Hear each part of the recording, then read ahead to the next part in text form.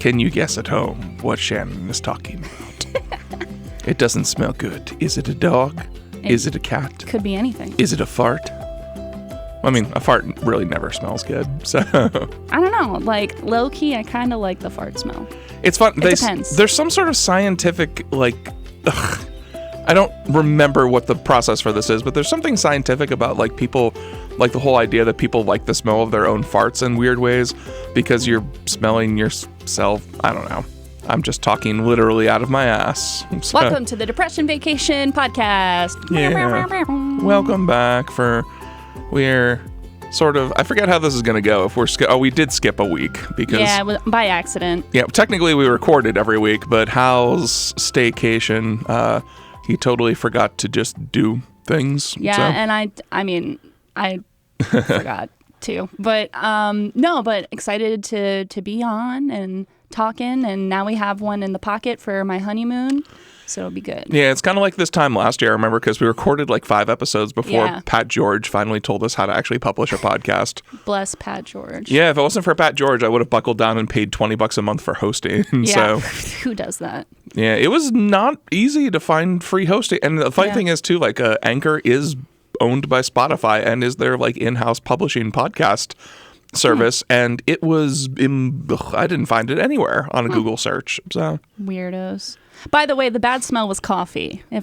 Oh yeah, we should probably specify that. No, so. That's all right. But you know, I do prefer to have something, and I did have a bottle of water with me just for this occasion, and I do like to have something to drink with me, but I will survive. I think the starkness with this coffee is that I had a really good tasting Starbucks iced coffee, because the iced coffees I like at Starbucks. I just hate the hot ones. But also, so when I was getting my coffee, it was like 10 of 11 because we were supposed to record it at 11. And like I was running a little bit late, and there was a gentleman who, God bless him, did not speak English quite that well at the front of the thing, and I handed him like my card, and he tried to give me the wrong coffee, and I was like, oh no, I was getting a nice coffee, and then he like fuddled around for like 2 minutes, and I was like impatient trying to get here, and he handed me the coffee. He was like, oh, it's okay. I think she paid for it, and I just grabbed it and drove off. And then like 2 lights later, I'm like, shit, I just broke the pay it forward chain because I wasn't even thinking. Well, at least the benefit with that was that I was a lot late, so yeah. So that doesn't make me feel any better. That means I could have saved the pay it forward chain. Yeah, that's true. Okay, I'm sorry. I was actually here the whole time, and you just didn't notice. Much better.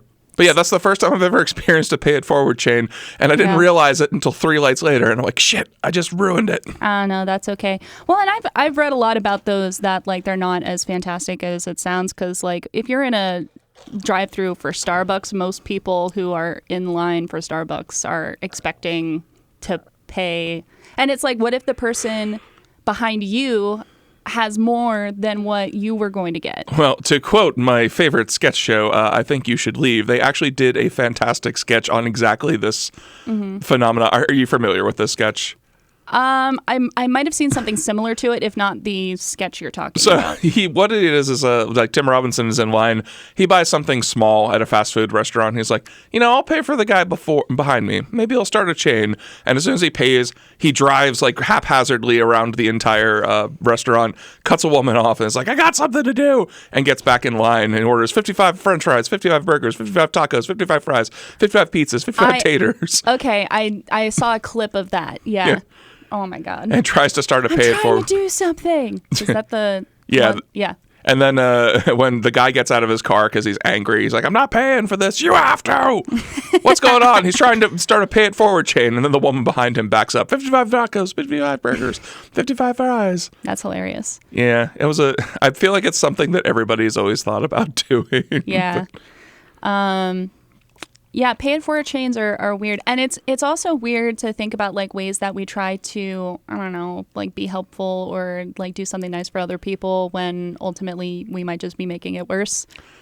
Oh yeah, it's the whole stopping in traffic to let somebody turn left, but you're holding up 6 people behind you sort of thing. Yeah, exactly.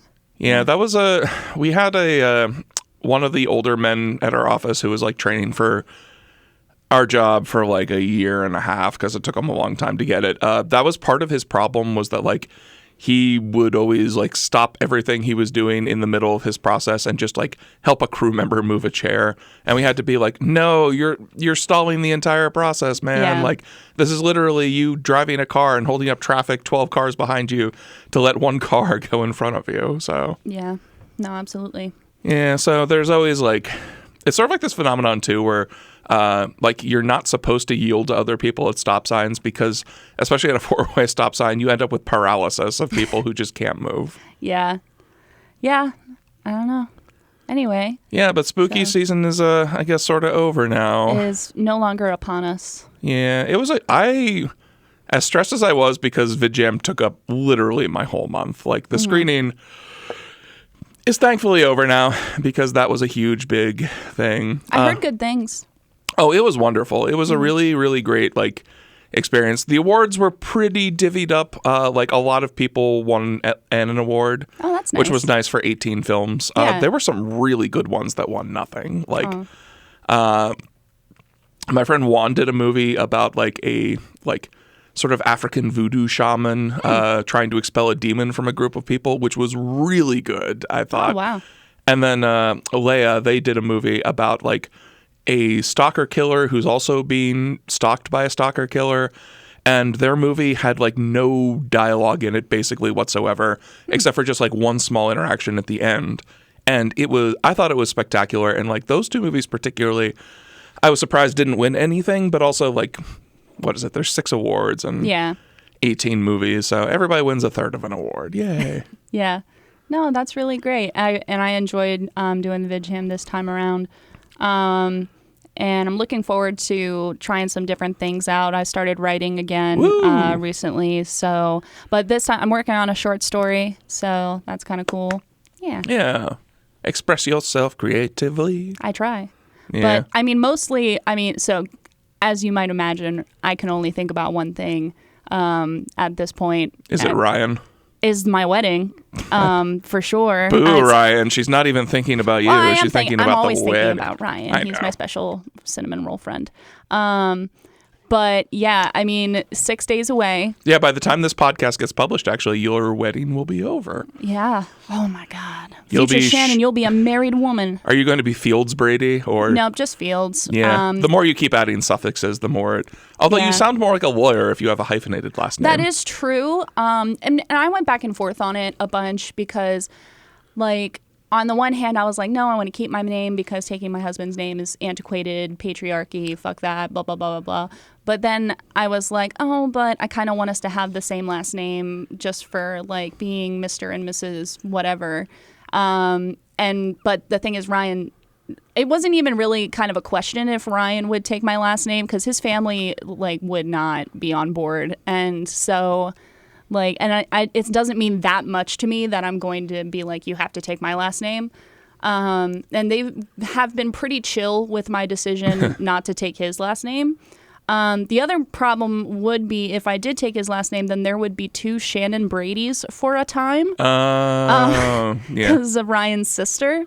And so I was just like, you know what, just to make things easy. And it's hard to change your name. Yes. It's expensive and it's just difficult. And it's like, the other part of it is too that, like, you know, when you work in a professional environment too, it's tough to like change the name and like have people still know who you're talking about. I don't know if that makes sense. Yeah, I think so. I think my sister... I think technically she's Kathy Climaco, and I'm sure she'll correct me on this because she listens. Mm-hmm. But I think professionally she might still be Kathy Kramer just because for exactly the reasons that you just spoke about. You make your name and everything and your connections. Right. In fact, there were a few women in like my Catholic school community who did not change their last names, and it was because of that reason. Like, for instance, my friend... David's mom was a very prominent doctor in the area. And so rather than being Mrs. Jefferson, she was Dr. Reddy. And actually that elicited a lot of like rolling eyes and snide comments from people. Yeah. It's like, oh, she wasn't good enough to take her husband's last name, blah, blah, blah. But also like on the flip side of that, since a lot of my friends have been divorced at this point, it is also really expensive and time consuming to change your name back if you get divorced. In fact, former podcast guest Allie I guess back to Allie Jacobs now, but she when she was going through her divorce, she kept her last name for a long time too, because she said it was so much of a hassle. And I have another friend who was married like less than a year and is getting like it was so weird because she was with this person for like a decade plus. They got married and then they got divorced within like 7 months. Yeah. Because I guess a lot of things change once they you even get married, yeah. They lived together too, so it wasn't even like I moved in and you turned out to be a different person. I read this. Well, when we went through the premarital counseling process, one of the first things that they put in front of us was like misconceptions about marriage. And one of the big ones was a myth about marriage is assuming that nothing will change. It's like, oh, well, we're basically married already. Marriage won't change anything. But I can't explain it. I can't explain why it changes things, but it definitely did. Like, our relationship is definitely not the same as it was when he proposed. Yeah. Well, and we're not even married yet. I would assume, because Ryan is one of the best natured people I know, I would assume this wouldn't be an issue. But like this particular friend acquaintance had told me that when she got married to this person, he suddenly became incredibly possessive of her. Like, they always kind of had a little bit of a separate life. Like, they did things together, but also had their own things. And then all of a sudden, when she would go out with her friends, the husband was like incredibly like confrontational to her, not trusting her. And part of me was kind of like, I mean, guys, you've been together for a long time. But like you said, marriage changes a lot of things. And Yeah. Well, and here's the other thing. Like, I have a friend who's going through a divorce right now, and I was putting our seating chart together, and I was like, what last name do you want me to put on? Yeah, there we go. Now I can see you. I forgot that thing moves. What last name do you want me to put on the seating chart? And she said, oh, well, I never took his last name. And I was like, oh. Nice. But the thing was, like, she had on Facebook, her last name was the same as his last name. But I'm of the opinion, like, I guess there's no rules. Like, if somebody wants to refer to me and Ryan as Mr. and Mrs. Brady, you know, who gives a shit? I don't really care. Yeah. But definitely not changing it legally, because I'm not doing that. That's a lot of effort. Yeah. Weirdly enough, like, this is probably the patriarchy in my brain, but like, I really don't care. Like, if I got married to Lauren, I would assume she wouldn't take my name. I don't really care one way or the other. But I would think it feels weird if the man takes the woman's name. And again, this is definitely ingrained patriarchy in my brain, but it feels weird. Well, it's internalized misogyny, but everybody has that. Like, because it would be weird for me too. Like, I would be like, oh, I don't like that. Do you ever see Father of the Bride Part 2, by the way? No. Oh, one of the jokes that and this was like in 95 or 96, this movie came out, was Father of the Bride Part 2 is like they're having a baby. And they were kind of like, oh, so what's the name of the baby going to be? Because Annie didn't take her husband's name. And what they decided on was just to create a new last name at one point using all the letters of both of their... And some of them got pretty, like, wacky. And I was like, that's a funny joke. Well, and that's the thing, too, because I had thought maybe we might hyphenate or, you know, mush them together or something. But the thing was with that, the kids aspect complicates things, because then if we give our kids the last name of Fields/Brady or Fields-Brady, and then they go to get married, what are they going to do? Just tack on the new one to the end and then just do that forever? Like, this actually happened. So I don't know if this is exactly what happened, but like one of the last summers I worked at Hershey Park, we had a lot of workers from the Dominican Republic, and that is a very common practice down there. Is like everybody has hyphenated last names, but a couple of them were like second or third generation, so like a lot of them had 4 last names essentially, and 1 or 2 had 6 last names, but we still just went by. The first one or the last one. Yeah. It was kind of like fielder's choice because there was just too much stuff going on there. And actually, my cousin and her husband, like 20 some odd years ago, like her last name was Keeley. Her ex-husband now was Custis. So they actually created a hyphenated last name, and they both took it, and the kids both took it, which I think is actually not the worst compromise. No, I don't think so either. But I feel like if you're going to go to that much trouble, just let everybody keep their last name and maybe do hyphenated for the kids. Well, what we're gonna do for the kids is their last name is going to be Brady, but their middle name is going to be Fields. Oh yeah. In fact, I didn't even know this until like my mom mentioned this 10 years ago with regards to a couple of like prominent football players, like. Oh, man, it was the Baylor quarterback. His name was like Bryce Thompson or something like that. And she said it actually was very common practice in like the old Southern homes to, name the first child or a child what the last name of the mother was in that case.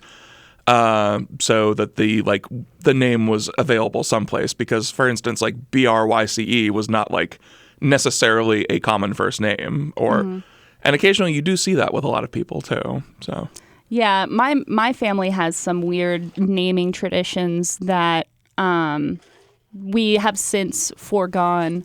So like apparently with the way that it worked, so like my mom was adopted, and her middle name was my grandmother's first name.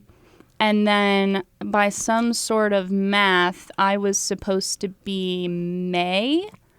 And I think the way that it worked was like because it was Verl May Grimm was her name, and then my mom's name was Christina Verl Grimm, and then I think my first name was supposed to be my grandmother's middle name by some sort of weird transactional logic. By some metric. Yeah. So, but they got rid of that. Or Marie. Marie might have been what was supposed to be my first name. Marie is actually is Kathy's middle name because that was my grandmother on my dad's side's name. Oh, it's my middle name. So. And I think Christy's middle name is Margaret because that was technically my other grandma's name, even though we just called her Peg or Moots. Yeah. But yeah, I don't know why I'm David. I don't think there's any Davids in my family. Well, and then on my dad's side of the family, there's my dad's brother's name is Samuel. His father's name was Samuel, and that was Samuel Senior. So then Sam Jr., and now he has a Sam, that's Sam the Third. And so when I was doing the sitting chart, I put the 3 little things next to Sammy's name because I was like, it's weird if Sam Fields is on here twice. Oh, somebody's phone just went off. Well, it's my new phone that went off. Yeah. And of course, I haven't figured out how it works yet. So who cares? I don't think anybody at home minds that. But on that note, too, I had a fun story that just popped up. My mom has been attempting, because my parents' house, God bless them, is just full of stuff everywhere. And my mom has been trying to clean out my dad's office area, which also she uncovered a ton of because when my grandparents moved in with us, obviously pretty much all of their stuff and their memoirs got moved in and just shuffled to various corners of the house. And she found a ton of their old photo albums. And so both of my grandfathers are Harold. I'm Harold, and my dad is Harold. Aww. And I've always been under the understanding I was the only Hal, but she found old letters that my grandpa, James Harold, the one who lived with us, wrote to her when he was in the war, and including a portrait that he got done by an artist, a sketch portrait in Italy when he was in the war. And he went by Hal, apparently, when he talked to her, which was so funny. And my mom didn't even know that either because it's her dad. And she's like, I never knew Dad went by Hal. And I'm like, well, isn't that cute? Yeah. There's another Hal in the family. Yeah.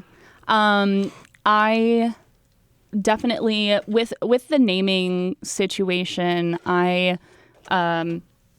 like I said, I didn't want to make anything super complicated for the kids because and there's so much when you're naming things, so much politics are involved. Oh, you know, are you going to use a family name or a new name, or are you gonna and then of course you have to have the conversation of do you hate anyone with this name, and because that comes up. So yeah, it's that would be some dastardly politics. I think that in the event that I had children, which I don't think I'll probably have children of my own at this point, well, most likely not, because Lauren doesn't want children, and hopefully that works out as it has been working out very nicely. But my dad is very weirdly, in his older age, low-key obsessed with having his own grandchildren, and that was a bit. We were actually talking about this in the office before I took the staycation.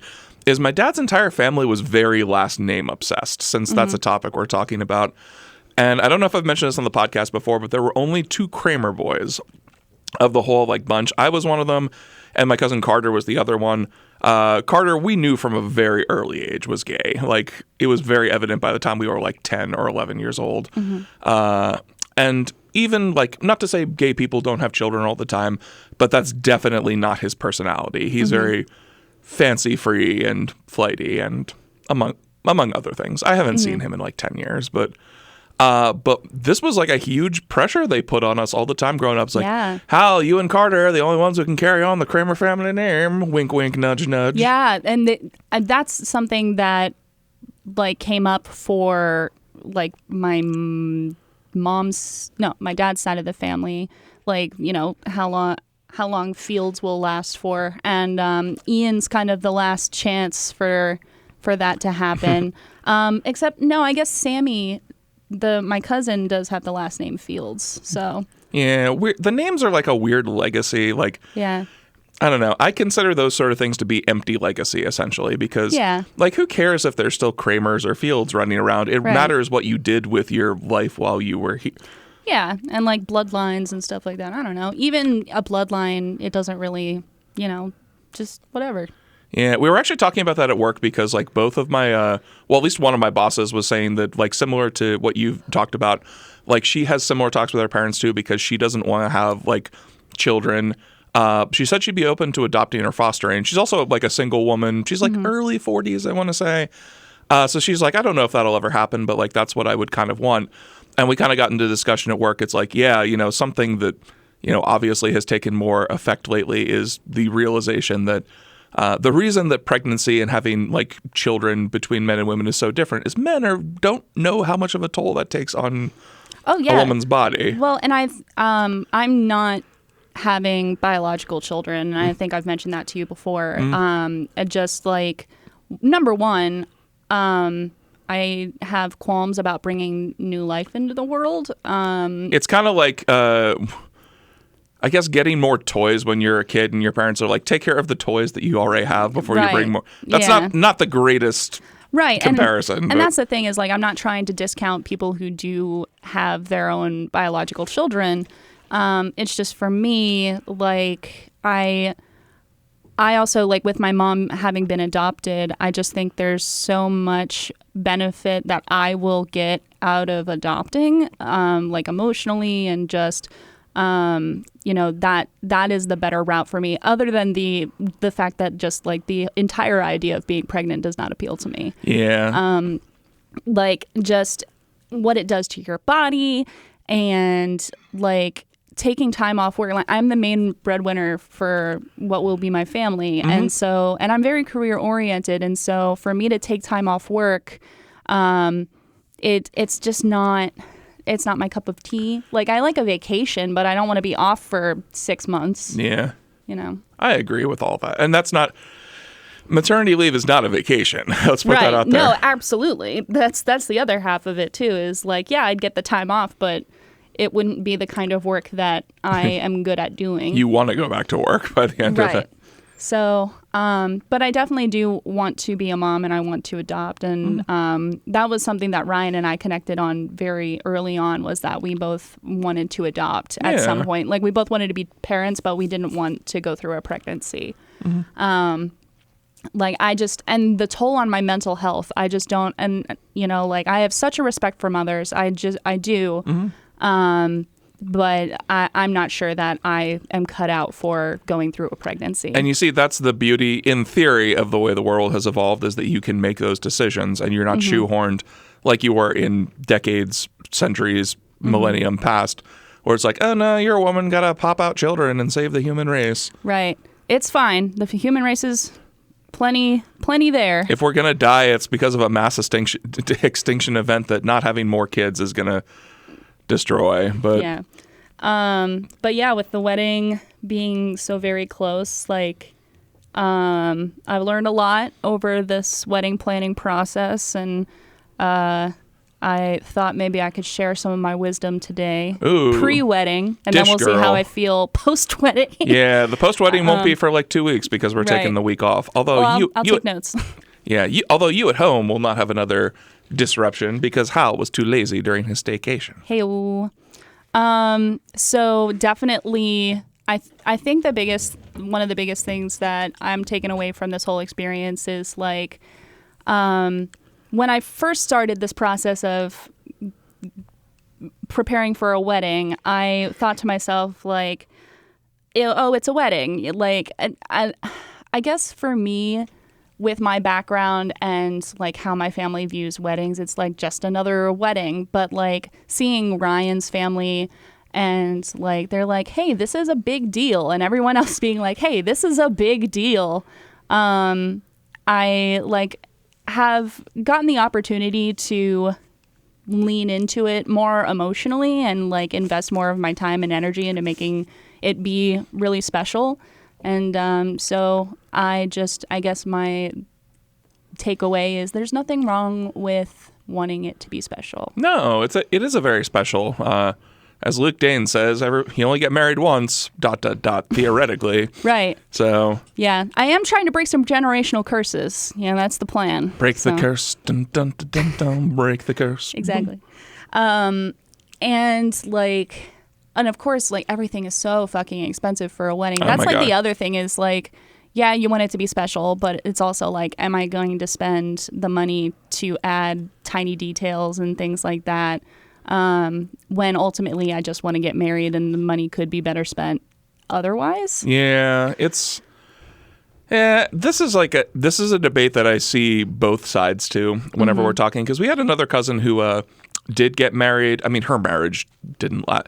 Part of the reason that this has upset some family members is her marriage didn't last very long. But in lieu of having like a big wedding, she went super cheapo on pretty much everything and then just pocketed the money that their parents gave them for the wedding to start their life, which isn't, again, theoretically, it's not the worst idea in the world, but right. This cousin is a bit of a floozy. I love this cousin quite a bit, but they sometimes do not, in my opinion, have a proportionate relationship with reality. And my parents made fun of this wedding for years, to the point where my sisters and I were just like, okay, we get it. You didn't like it. You're kind of just punching down on somebody at this point. So stop. And it actually caused arguments because they're like, well, we can make fun of whoever we want. Yeah. Like, okay, it's not funny though. Yeah. I think that it's also given me a perspective on how I want to interact with my family and how I want to approach like my future in terms of, who I spend time with and how much effort I put into those people. Yeah. Because like I have family that's coming to the wedding that I haven't seen in years. But also there are, family members who are not invited to the wedding, who I also have not seen in years. And so we're looking at you, Shannon's mom. So it's interesting because it's like when I think about it, the metric for deciding who does and doesn't get to go to your wedding is it's not like a one size fits all kind of thing. No. Because you see on like Pinterest, they have all sorts of like flow charts. And it's like, have you spoken to this person in the last 12 months? And if the answer is no, then, it goes down a little farther. So it's not like an immediate out. But again, it's not like you can't look at every single person and be like, well, if I haven't done this with you, then you're not coming to the wedding. There's a lot more. Like I remember I had a lot of close friends. I didn't get invited to their weddings for exactly the reason they were trying to keep it small. My friend Colin, for instance, was like my best friend in grad school. He and I talked together still all the time about a lot of things. And he got married right about when I moved back from California. And I wasn't invited to his wedding. And like, I wasn't offended or anything. Like they only had like 50 people at his wedding. And I remember we were all out, like some of our old friends from Westchester just at a bar, like maybe a month before his wedding. And two of my other friends who were not as close with him were like, oh, why weren't we invited to your wedding, Colin? And he had to be like, we're keeping it super small. It's not, but like these guys who were not as close with him as me were super offended by the fact they weren't invited. And then I was kind of like, yeah, I get it. It's a financial decision. Yeah, I mean, that does have a lot to do with it. And it also just comes down to like, how accommodating do you want to be? And that's the big thing. Like, so my grandmother, my dad's mom, is also not invited. And so that one was a little more difficult because I'm not officially on bad terms with her. It's more like I just don't interact with her. Yeah, that makes sense. But the thing is, like, I did know that it would come down to either having him or her at the wedding because I know that my dad wouldn't come if she was invited. Don't want to do that though. So I was like, well, I'm not having my dad at my wedding. That's ridiculous. So I was like, no, grandma's not invited. And so like that also, then I was like looking at further back, I was like, well, she has siblings. Do I invite her siblings? And I was like, I don't talk to them. I don't really care about them. I don't have good relationships with them. No. Flowchart says no. Yeah. Yeah. But that's the thing is like, you know, people get weird about weddings and they're just like, oh, why wasn't I invited? And it's like, you know, it's not necessarily like a personal thing, like, but it, you know, it's just like, I'm trying to think of any prominent weddings I was not invited to with my friends. Just like, I can only think of like 2, and it wasn't really a thing. And I think a lot of my friends just sort of got married, like, meh, sort of like didn't really do much of anything. And yeah. And then like there are other family members that like I wasn't invited to their weddings. And so I was like, well, then, you know, I'm not inviting you to mine. But for probably the same reason that you didn't invite me to yours. Yeah, it's nothing personal. You know? It's just business. Yeah. I mean, it is a huge like financial thing too. It's like per head, like you do for every person that's at your wedding, you got to shell out some cash. So yeah, I'm finally at the point. I think your wedding is the first one I'm going to be at in 5 years. I could be wrong about that, but I'm pretty sure I haven't been to a wedding since like summer of 2018 when one of my 2 youngest cousins got married. And like honestly, I don't really mind like not seeing weddings. Had been a little bit of a fun thing for a while, but they're kind of expensive to go to as well. For me, I always have to take time off of work because lottery don't stop on weekends, and right. It's always like I was kind of happy that like I didn't get invited to some weddings at some point. Like that's perfectly all right with me. Yeah. I mean, I don't think I've ever really taken it personally not being invited to a wedding because, like, people all have their own reasons for who they do and do not invite, and I don't necessarily, like, read too much into it. Yeah. I try to be that way about basically everything now, but I wasn't always very good. Like, weddings, I kind of could come or take or leave, but like parties or things like that, I always would take very personally if I wasn't invited. I was like, oh, I guess I'm not part of this person's circle, or I guess I'm not welcome, or I'm not cool enough or something. And like, you know, I think just exclusion in general makes people like feel a certain way. Like a good example is like one of a old weird acquaintance that I invited to the summer VidJam screening, who I didn't really ever talk to very much, but I just knew that he was involved in film. He was an actor, and I just invited him on Facebook, which he took very personally too, that I invited him in a good way. But then he has like some sort of weird radio show that goes on for 3 hours a week. Like, man, if you thought you couldn't stand Hal and Shannon for like an hour to an hour and 15 minutes, imagine somebody talking for 3 hours when they don't know what they're talking about. Yeah. Or they run out of things to talk about, I'll say. And for whatever reason, I just happened to click in when he was talking about the VidJam screening. And he had auditioned for like a web series years ago that I never got off the ground. Like, we never even shot the first episode. And so he was never called back for it. And his response was like, oh yeah, I guess I wasn't good enough to be in his show. And I'm like, the show never happened, dude. It was nothing personal. Yeah. So people just take like any sort of, and I think it's an evolutionary response that like, if you're excluded from the circle, then you starve to death or get eaten by wolves. So yeah, definitely. What's also really weird about having a wedding, and this is as a person who generally doesn't think about themselves all that much, people really care about your opinion on things when you're the bride. Oh, of course. You are the end-all, be-all of all decisions. But I'm like, what the fuck? Like, I haven't cared at all. And like, there so, for example, like my maid of honor and I were getting our nails done later this week. And so she asked me, she was like, what color are we getting? And I was like, well, I'm going to do this, and you do whatever you want to do, and blah, blah, blah, blah. And she was like, well, do you want me to match you, or do you want me to have a different color? I'm like, I don't care. And it's not that it's not that I emotionally, like, I care about her as a person, but like, as for her nail color, I'm not. Take it or leave it. Right. And so it's like, it's very, and then like family members have been reaching out and be like, what time do you want us there? And I'm like, well, just, on time. Like, good response. And it's just so, and then like we had a meeting with our photographer yesterday, and she was like, what are your expectations? And I was like, low. They are incredibly low. Just I was like, just make the pictures nice, you know?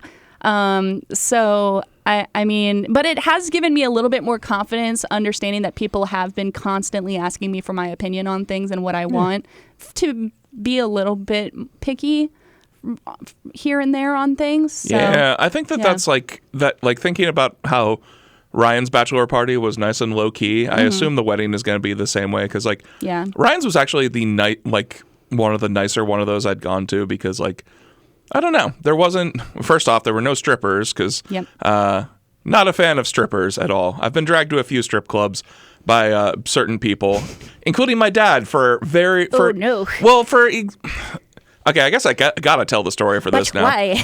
Well, see, the thing is, Savannah, this is not for. Interestingly enough, he took me to a strip club, but not for strippers. Savannah's used to run a poker game in like the afternoon on Sundays. And the grand prize was $200 cash if you won the poker game. Yeah, that's pretty good. And so my dad would go to this game a lot because he did not care about the strippers like one iota. He cared about the poker game that was free to enter, that had a ridiculous cash prize. And I went with him one time, and I was like, yeah, it was not my thing whatsoever, because I don't really like strippers. And my mom had to eventually like tell him to stop going to that, because she's like, you are a very respectable man. You are a lawyer, and you actually are a pillar of the community in some ways. I know that you're not looking at naked women when you go here, but it's not a good look for you to be going to a strip club every Sunday afternoon. Yeah. Well, excuse me. My goodness. I think I need a nap. Need some more coffee.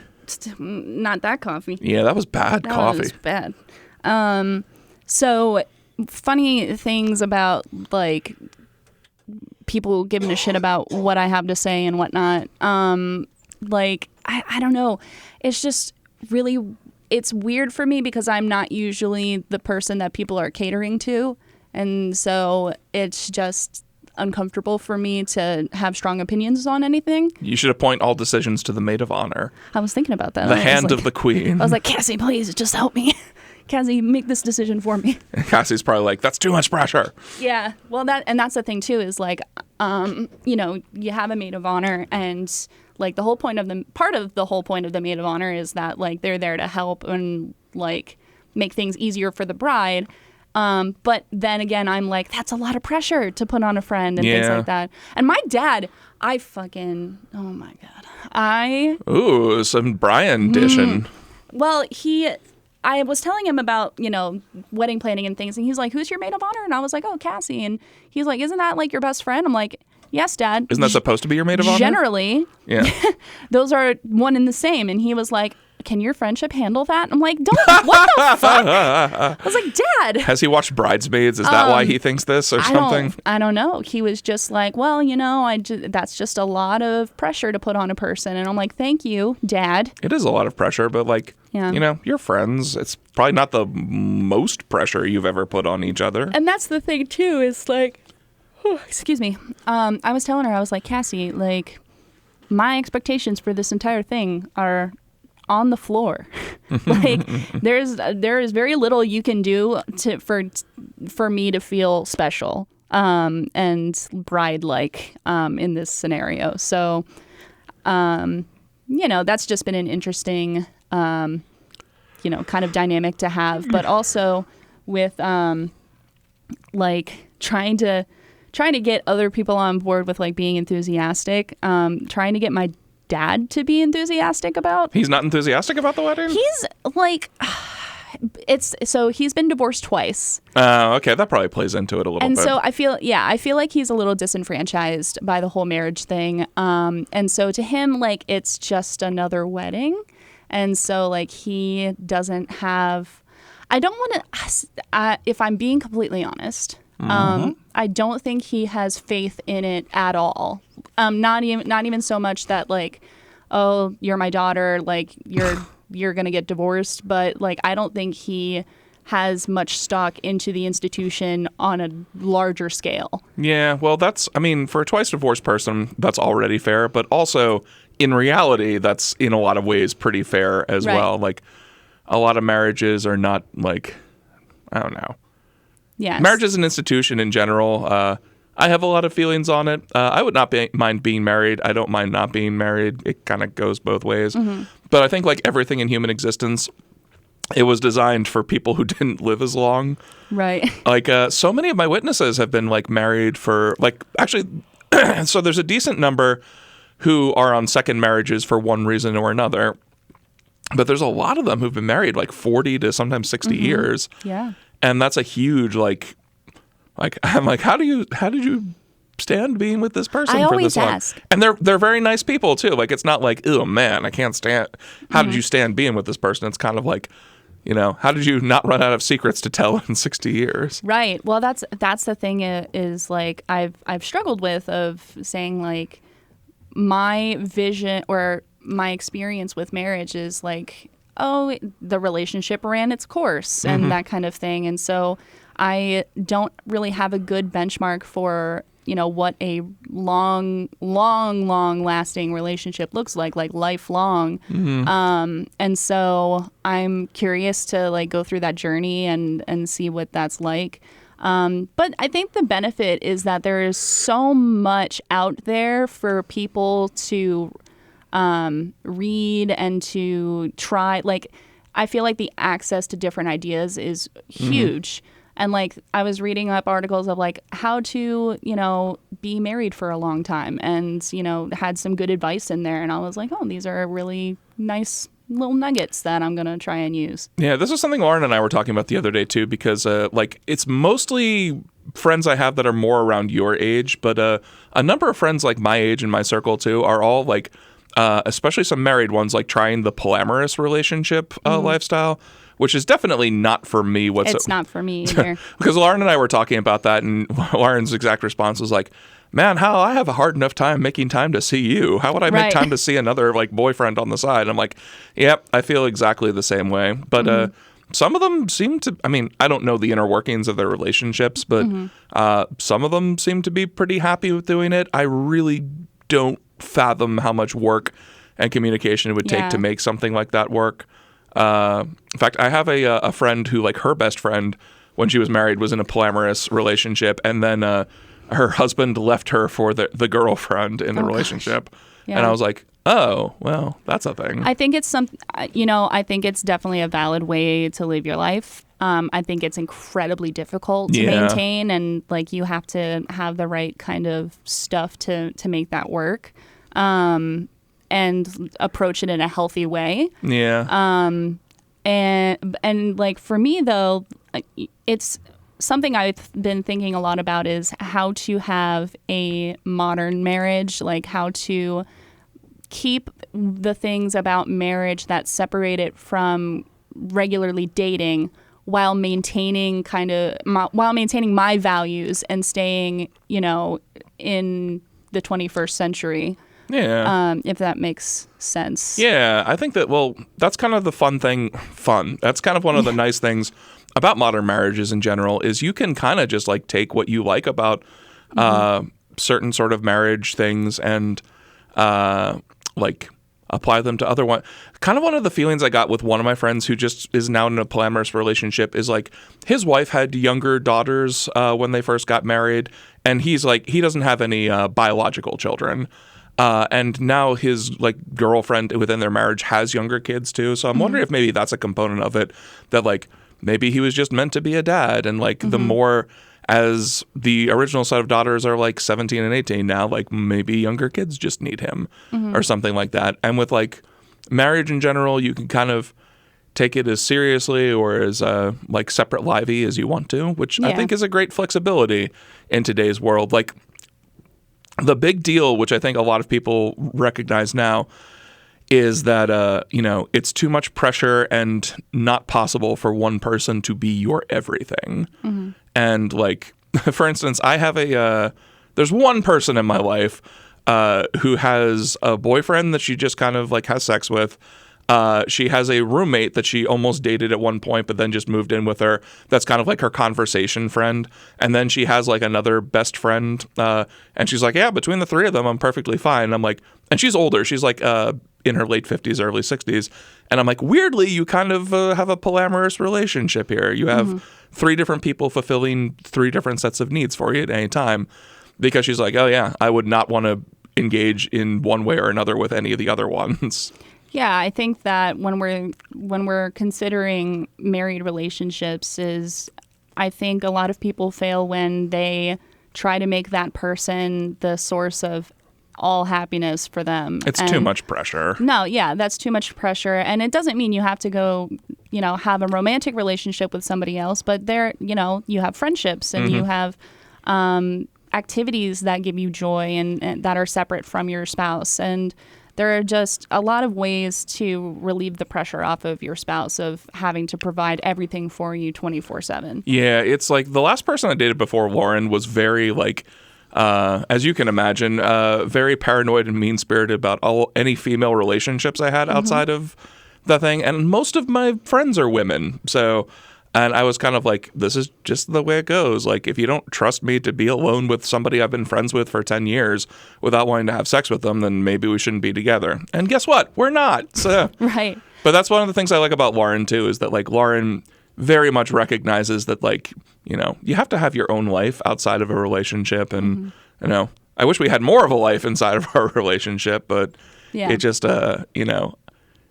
like I said, one person cannot be your everything because then that one person is going to inevitably disappoint you.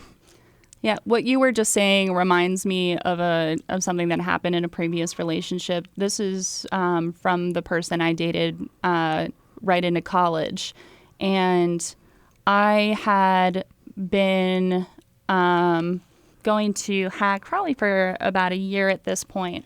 And had reached out to a friend of mine, and they actually had reached out to me to let me know that they were trans now. Oh, okay. Well, always had, it's difficult. Came out as trans. Yeah, had come out as trans and wanted to catch up and talk and things like that. And so the person was female to male, transitioned.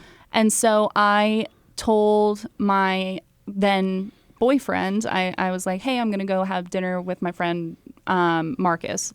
And he was like, oh, a guy. And I'm like, yeah, a guy. Yeah, that's fine.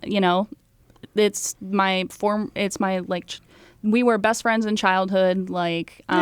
We had shared a sleeping bag together and things like that. This was somebody who was as platonic as you can imagine. And he, the boyfriend at the time was like, I don't know if I like that. And I'm like, well, how would you feel if I had just told you that I was, going to lunch with this person as, and not told you that they were transitioned and referred to them by their dead name? If they were female, would you be okay with it? And he was like, yeah, I'd be fine if they were female. And then I was like, motherfucker, I'm bisexual. Yeah. So what does it matter? No one is safe. I don't understand where your logic is. And it just came down to the fact that first of all, he was a narcissist, and second of all, he felt threatened by other men but not threatened by women. Yeah. That happens. Yeah. So I mean, obviously not with that person anymore, but it's if your issue is that you don't want me cheating on you, or you're afraid that I'll be attracted to that person,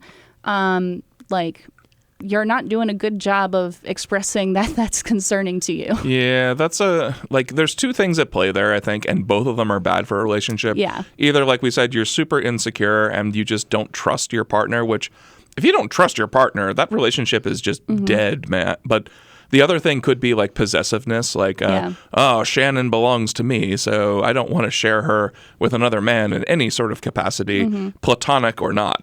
Right. Well, but the thing was, he seemed unconcerned about women. And I was like, I spend time alone with women all of the time. And he's like, well, I'm not worried about that. I'm like, okay, so if I were to come back to you and say, hey, slept with this woman friend of mine, I cheated on you, whoops. Dicks are different to these people. Right. So. Well, he is like, well, that's different. It doesn't mean anything if you cheat on me with a woman. I'm like, what? Are you kidding? Mm-hmm. It's it's the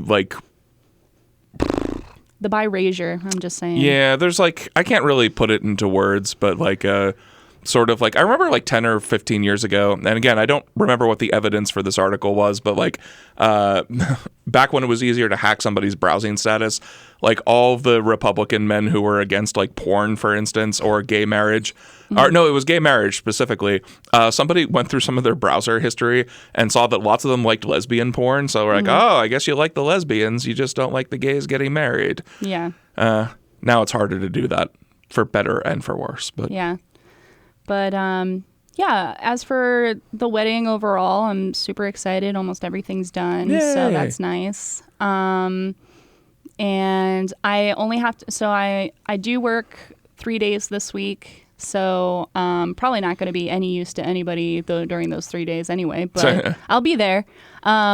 But the third day, I'm actually going to be at a sales summit in Lancaster. So I won't be meeting with customers. I'll just be networking and sitting in on speakers and things like that. So it won't be as labor intensive. Where are you guys going to honeymoon, by the way?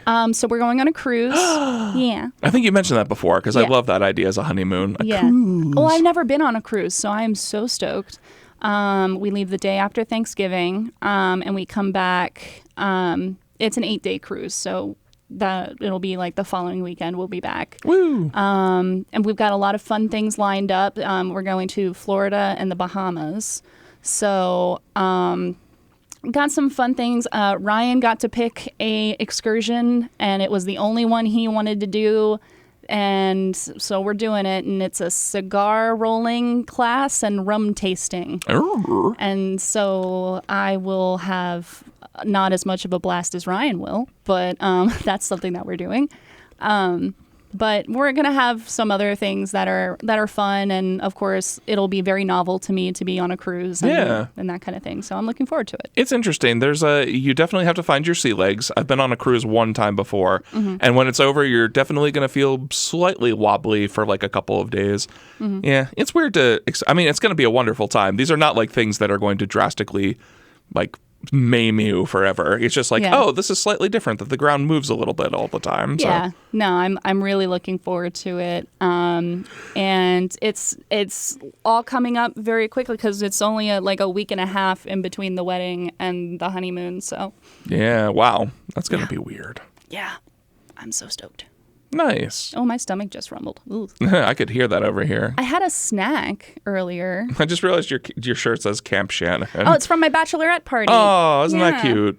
Yeah, I love that. It was really cute. Yeah, my maid of honor put these shirts together. So very cool. Yeah. It almost looks like a Camp Crystal Lake shirt. Like, almost, yeah. I was hoping we might get murdered, but it didn't happen, so. Yeah. I'm still watching scary movies now, even though spooky season is over. I'm always watching them year round. Yeah, well, it's not usually. I mean, I'll watch them year round, but mostly like this last month was all spooky movie. I tried. I even watched some newish ones. Like I'd never. The other night I watched Hostel, and I'd never seen that before. Oh, I haven't seen that. It is not like the reputation behind it was like, oh, it's just torture porn. It really was not as much as you might think. Like there was one scene that made me really, really cringe in it for the most part, but for the most part, it was kind of like a weird thriller. Especially as Jay Hernandez is trying to escape the hostel and like all the things that he's having to hide and do to do so. I actually thought it was a solid movie, and I don't like torture porn movies, and I thought that was pretty interesting for the most part. That Five Nights at Freddy's came out this weekend. I haven't seen it, and I never played the game. Me neither. So I'm not really invested in it, but I do love Josh Hutcherson, and I guess Matthew Lillard is also in it. Matthew Lillard is like low key one of my favorite actors that does not get any respect whatsoever or get cast in anything anymore. Yeah, so he's in. So I'm probably going to go see it just because Matthew Lillard's in it. Is he old looking? He's looking good. You can tell he's older, obviously, but he looks very, very good in what I've seen so far of the film. Yeah, I haven't seen, because we're talking him and his best friend here. Freddie Prinze Jr. had a cameo in Clerks 3 last year, and he definitely looked a lot like his hair was mostly gray. Yeah. I mean, he still looked good for his age, but... Matthew has kind of like a salt and pepper thing going on, and I think it looks very distinguished on him. That's good. And another... oh gosh, who else was I thinking of? Well, and Ryan and I just watched Scream the other night. Oh, that's a good one. Well, and Ryan had only seen like the end of it, so we were watching it together. And Oh, so he knew who the killers were then. yeah, I was so mad because I was like, oh my gosh, I get to watch somebody watch Scream for the first time, because I was actually taken in by the twist. And like they had lulled me into a false sense of security. Yeah.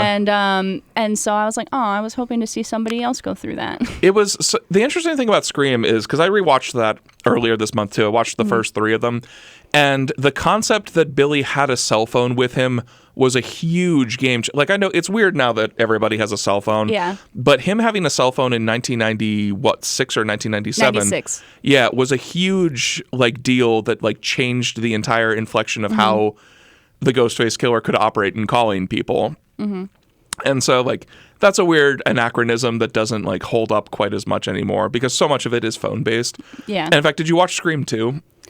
Yes. Yeah, that's how Sarah Michelle Gellar's character gets killed is also a bit of an anachronism, because she's on a wireless phone. The killer is like in the sorority house, and she's trying to talk to the police, but because she's too far away from the transceiver, she has to go back into the house on the wireless phone, and that's how he gets her. And again, like, oh, if you had a cell phone, you would have lived.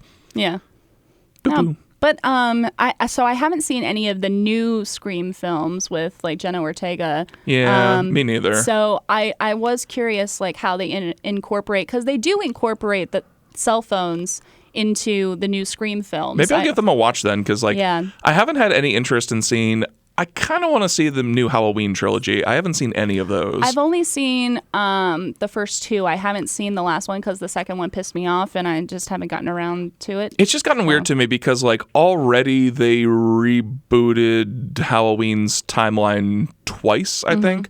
And I understand that the David Gordon Green trilogy ignores everything except just the very original movie. In fact, somebody on AV Club mentioned that Halloween has sort of become like a choose your own adventure multiverse at this point, because they've disregarded so many of the sequels so many times. Yeah. But Jamie Lee Curtis is still... We love her. Oh, something I did enjoy. Lauren and I watched the new Haunted Mansion movie this week. That's on my list. I haven't seen it yet though. It was great, because like they have a lot of very underrated. Like Keith Stanfield is the lead of it, and he plays a relatively normal Isn't Danny DeVito in it? Yeah, Danny DeVito's in it. Owen I'll watch Wilson. anything with Danny DeVito. They all have like, and Jared Leto is the villain in it. Like they got a collection of really good people to be in it who are sort of underratedly good people. Like people love Danny DeVito, of course, because he was a gem even before. Like people loved him even before It's Always Sunny kind of changed the dimension of his career. I was introduced to him through Hercules. Aw. Yeah. Yeah. Something else I did want to mention too. Like so Lauren and I did not go on a trip for our vacation, and decided just to stay in, go out to eat at restaurants we always talk about going to, and then we did trick or treat, and trick or treat was fantastic. We had like 100 trick or treaters at my house too. Oh, that's nice. Like she had to go out and get more candy at one point. We had a bonfire in the front yard. Wallace came by like after trick or treat.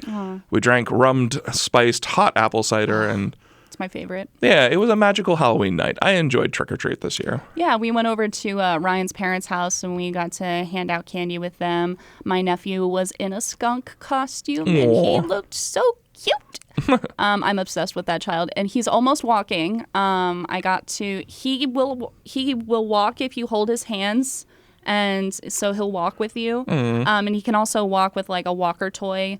As long as he's holding on to something. I've seen him stand unsupported and perhaps take a practice step or 2 before being like, my knees don't work. And but yeah, so he's going to be our ring bearer. He is going to look so cute. So looking forward to that. And our flower girl turns 4 in a couple weeks, so she's also going to be so cute. I'm just make sure the ring bearer doesn't get the ring until the absolute last second. Yeah. We're coordinating that. But he's going to be in a wagon because he can't walk yet. So I believe, if I'm not mistaken, the flower girl is going to be pulling him in the wagon. So, yeah, it will be very cute. Awesome. Yeah. Well, it sounds like it's going to be a great wedding. Cannot wait to see it. Cannot wait to see you and Ryan become you and Ryan. Weird. You're already you and Ryan. Yeah. But in a different capacity. Yeah. It's going to be great. Yeah, it's going to be... So do you have anything else coming up in the next week besides getting married? No. That was a stupid question. Intentionally a stupid question. No, that's okay. What about you? What do you got coming up? Not really anything. Like the next week, it's pretty... I'm going back to work tomorrow, which the staycation was super nice. Like I did not get as much cleaning and stuff done at my house as I wanted to, but I kind of just took it easy. And I feel much more refreshed. Like I got into a good exercise routine the last week. I went to a cativersary party on Friday night. That's cute. Yeah, my friend Rachel was celebrating 10 years with her cat Sundance. I'm totally doing that. Oh my God, it was so much, like there were not a lot of people there, but it was cute. Like I gave her a cat advent calendar as a That's adorable. as a present with a different cat treat every day. The invitation referred to it as the 10 anniversary for the cat. That is so cute. Allie, she just turned 9. And I got her in 2015. So 2025, you guys look out for your invitation. Something else we did too, like I showed Lauren Ryan's YouTube channel and we watched a lot of the cats and she was obsessed with them. Yes. Like specifically the Bone song. Oh my gosh, she it's my does favorite. magic, but it's dark magic. Oh my gosh. And we just walk around the house singing it. We're like, it's bones, bones, bones. Squishy bones, bones. Yeah. It was very cute. And yeah. the concept of somebody fawning over their pet so much is a very fun concept. Oh my gosh. He was so tickled by Bones this morning. He is so in love with those cats. It warms my heart. I love it. I do have a Rex song that I sing occasionally, which also has a Gimli variant. It's Rexy, Rexy, Rexy the Wonder Puppy. Rexy, Rexy, Rexy the Wonder Doge. Woof, woof. There always has to be a woof at the end, too. Love it. And Gimli is the happy puppy, so. Yep. Happy's is also a fun one. He's a happy boy with whom I am well pleased. Yes, that was I was trying to think Yes. about what the end line to that was because Lauren particularly like for with whom I am well pleased. Yes. And then I have like little nicknames for them. So Allie, I call Allie Bun, kind of like a cinnamon bun, but she's an Allie Bun. She's an Allie Bun. But yeah, no, I just love those little fuckers. Just ask me about my cats. Yeah, right? Oh my God. I love how musical Ryan is too, and like we're actually branching. The Offbeats are going to play a couple of like shows actually cool. way outside the theater. Like we're applying to a couple of comedy festivals, like Nice. one in the Poconos and Steel Stacks, and then I'm trying to put together a show at the Midtown Cinema sometime in the next few months. Cool. So like he's going to be, but there's a weird like. So this would not apply for the outside shows if he ever wants to do this, but he can't perform on stage at the Hit ever because they have a very strict rule that you had to have gone through the classes to be able to do that. Part of it is they want to have like a uniform set of quality for their improvisers, but also, you know, that's really how they make money to stay afloat is just by selling classes, which is a shame because I think Ryan, like given a couple like months in the system, would be a great musical improviser on stage. Yeah. And he can do it like outside of the Hit, but just like, yeah. But I'm happy to have him because this way I don't have to be on the piano the entire time. Well, that's exciting. Yeah, I'm really excited. And I'm excited Ryan is part of that too because it's a good use of his talents. Yeah. And everybody loves him. I mean, it's Yeah. impossible not to love him. Yeah, absolutely. Yeah, and I guess before we quit too, like I just did want to mention a little bit more about the VidJam screening and give a shout out to Karen too. Karen. Oh my God, Karen like had because we talked about this. I remember off mic last Sunday because our host canceled on me and like he canceled on me actually while I was having breakfast with Sam Melville. Like one of the other major board members right before I came to the podcast, and we were like, oh shit, I guess we don't have a host. And then after asking a few people, Karen was like, I'll host it for you. And she was absolutely fantastic. Yay, like she could Karen. not have been a more perfect host. And I am very thankful for her friendship that she came out and hosted the event with zero preparation time, essentially.